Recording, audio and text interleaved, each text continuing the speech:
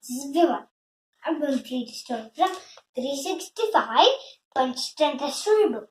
The story is The Dog and His Master.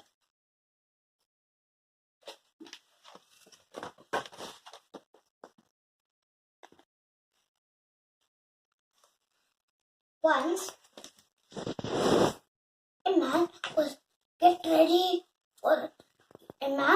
readying for a long journey.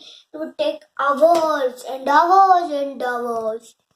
Then he packed all his clothes. He sat on the bag. Then he saw the dog waiting near the door. Then the master scolded him. Get ready!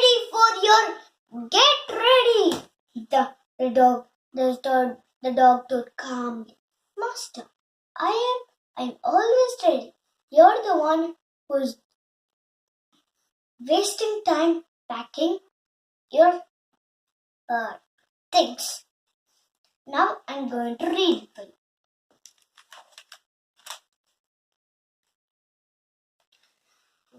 A man was getting ready for a long journey. It took him hours to pack his clothes and others' necessities, and he soon felt tired and exhausted. He looked at the